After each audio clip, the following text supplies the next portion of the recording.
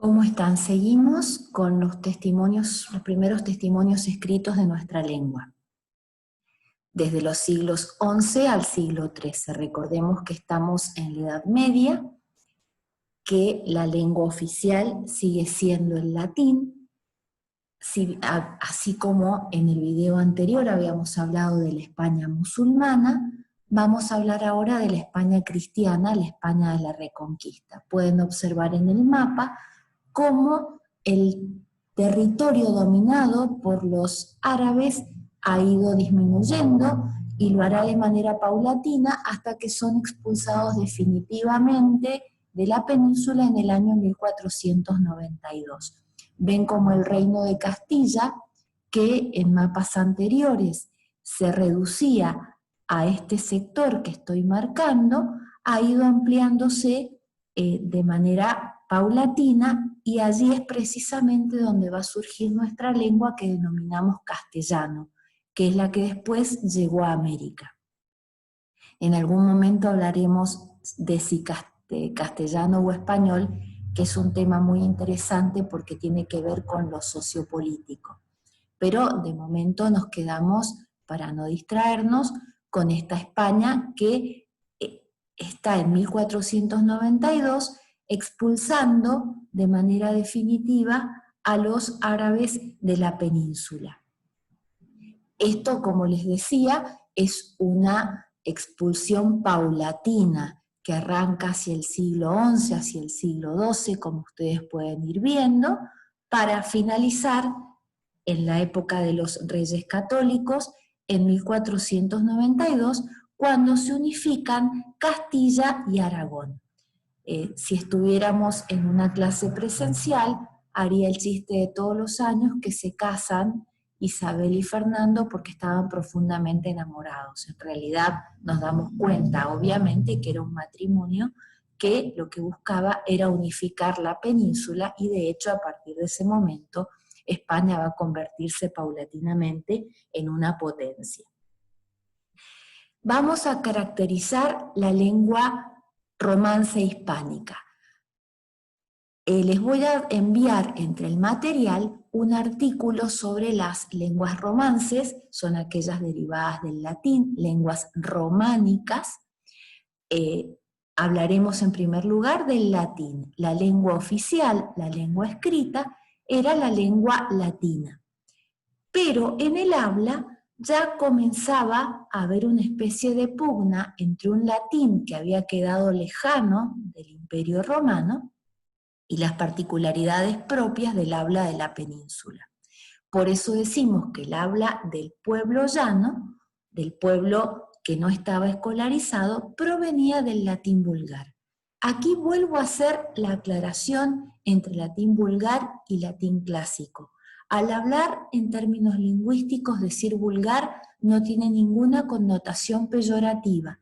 Vulgar es la lengua del vulgo, y vulgo en latín significa pueblo, y pueblo somos todos. Entonces, podríamos hacer un paralelo como cuando en Historia de la Lingüística estudiamos las diferencias entre lengua escrita y lengua oral. La lengua escrita siempre es más fija, en tanto la lengua oral se permite determinadas licencias, como por ejemplo cuando decimos estoy cansado, o cuando decimos pa en lugar de para, y se nos entiende y lo decimos en diferentes ámbitos, utilizando el registro adecuado, obviamente. Me voy a detener ahora en el modo en que las palabras evolucionaron desde el latín al castellano. Esto es un concepto muy importante que quiero que retengan.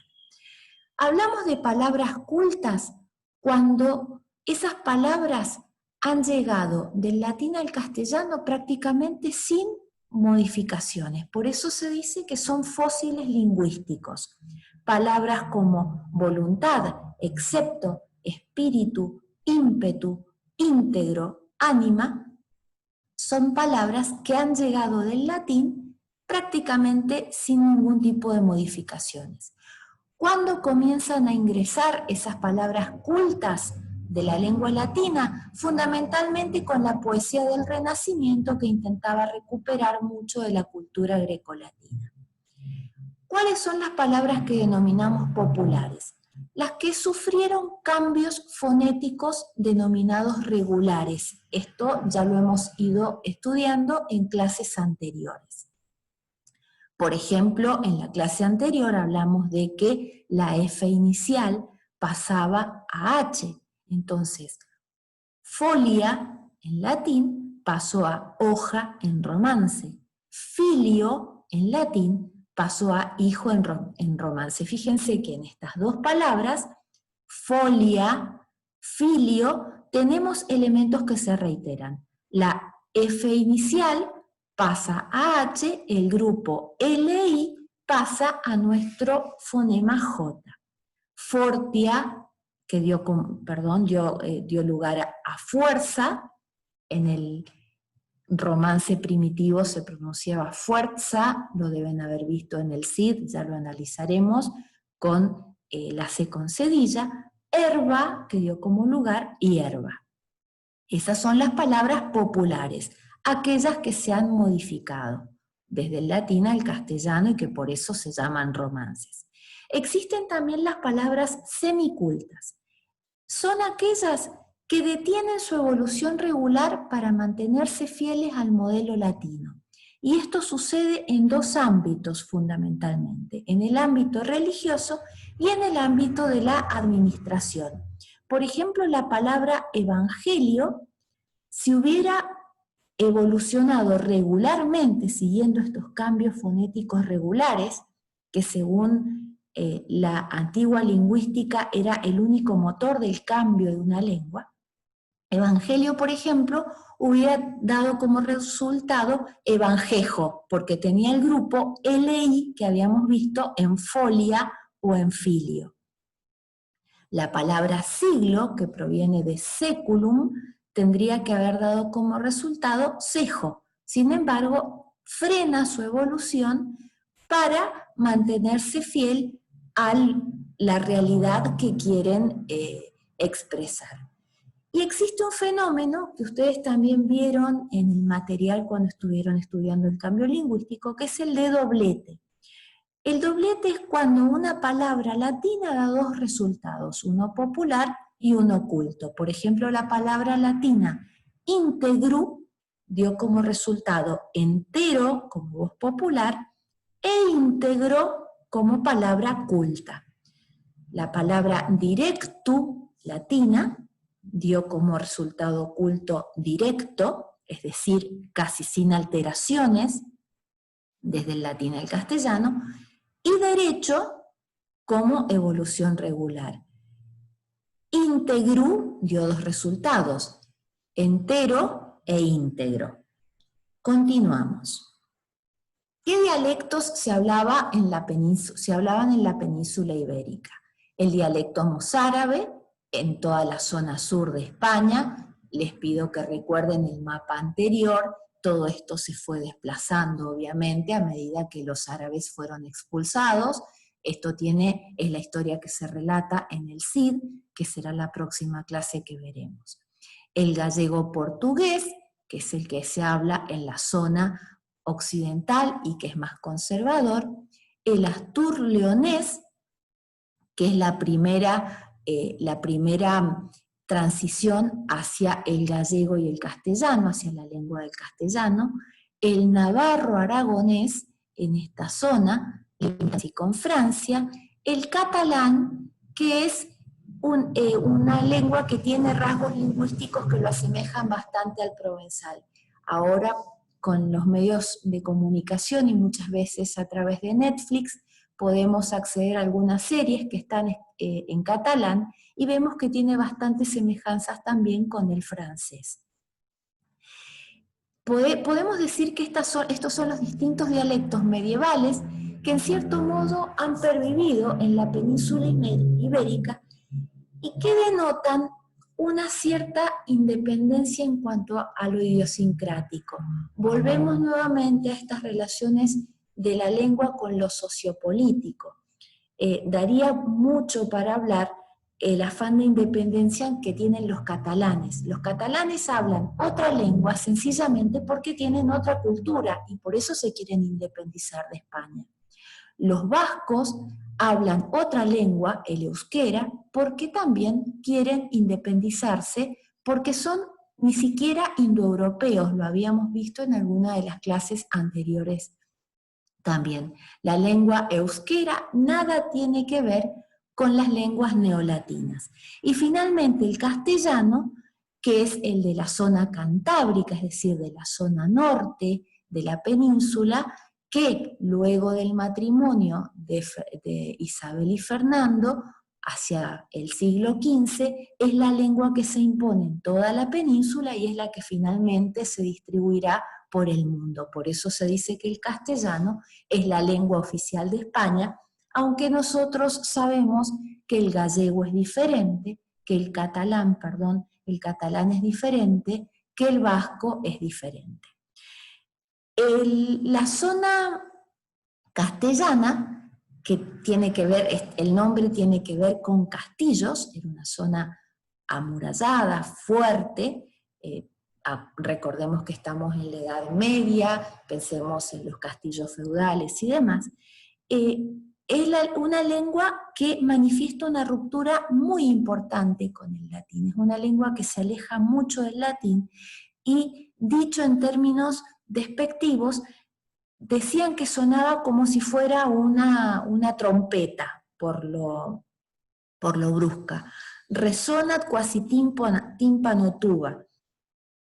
Esta lengua es la que se va a convertir, como habíamos dicho recién, en una lengua universal en la medida en que después los árabes son expulsados de la península ibérica y por lo tanto todo lo que adquirieron del castellano lo llevan a la zona norte de África, a Marruecos, por ejemplo, o también la lengua castellana que es traída a América.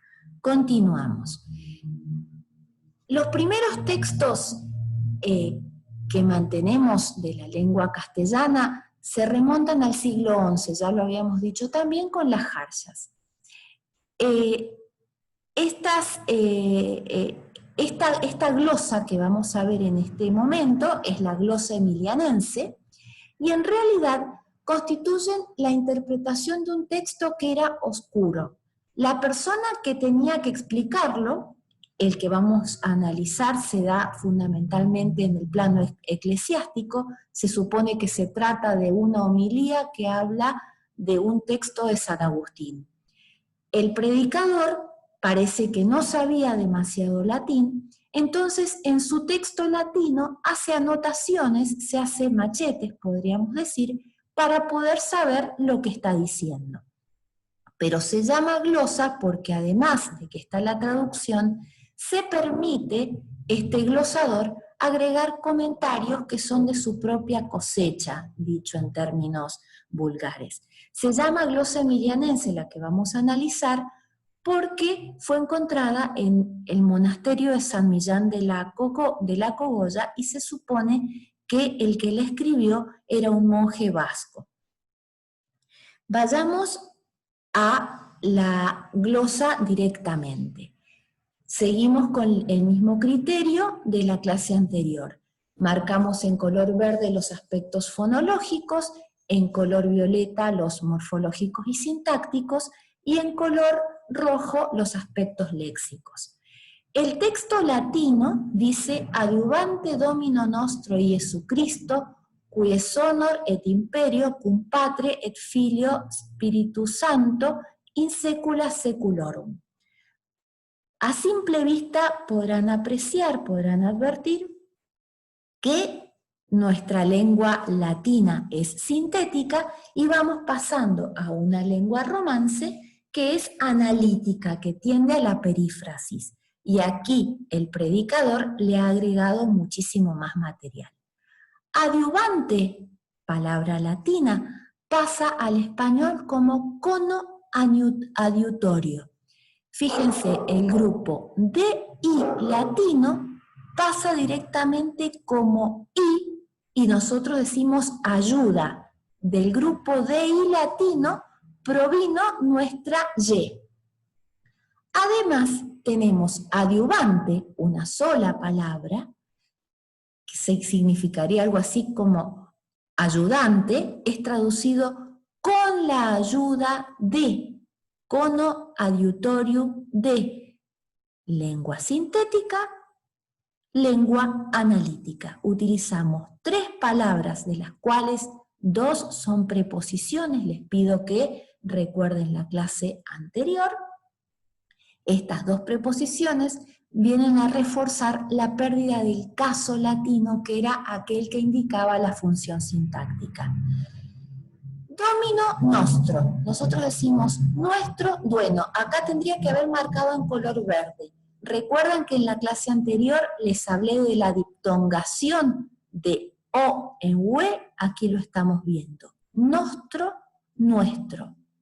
Domino, O en UE, también lo estamos viendo. Dueno, y verán que más adelante dueno aparece con doble N. Tenemos vacilación en esta primera lengua. Como son los primeros bajidos, eso es un término utilizado por un filólogo, la primera expresión de nuestra lengua, tenemos toda la vacilación propia de una lengua que todavía no tenía registros escritos. Entonces fíjense cómo nostro Ieso Cristo dice nuestro dueno, dueno Cristo. O sea, la palabra domino está repetida 2 veces. Quies honor et imperium. Acá el glosador agrega dueno salvatore, o sea, la palabra salvatore proviene de la creación del predicador que está diciendo esta homilía. Y observen en la palabra salvatore la vacilación de B que habíamos analizado en la clase anterior. Por otra parte, la T todavía no se sonoriza. De la palabra salvatore provendrá luego salvador, perdiendo también la E final. Qual dueno jet ena honore. Acá está diciendo qui es honor et imperio, de quien es el honor y el imperio, sería la traducción literal. O sea, ayudando nuestro dueño Jesucristo, de quien es el honor y el imperio, esa sería la traducción literal y exacta, pasa a este castellano primitivo como cono aiutorium de, todo eso para decir ayudante, nuestro dueno, dueno Cristo, dueno Salvatore, aquí en realidad en el texto original era Domino nostro Iesu. Qual dueno get ena honore, o sea, que como dueño tiene todo el honor. Get es una palabra que se ha perdido y significa tiene. Ena es una contracción que también se ha perdido. Honore mantiene la E final. E cual dueno, o sea, y como dueño, tiene ela, fíjense la contracción, así como nuestra contracción al, aquí aparece una contracción ela, otra contracción ena, que se han perdido. Tienet, a nivel morfológico mantiene la T final. Mandatione, un sustantivo que nunca existió en latín tampoco, pero así como tenemos sustantivos terminados en ción en castellano, sería la mandación. Nosotros decimos mandato. Cono Patri, cono Espíritu Santo, en los séculos de los séculos. Ven que es una glosa, como les decía, porque hay mucho material agregado aclarando esta frase tan breve.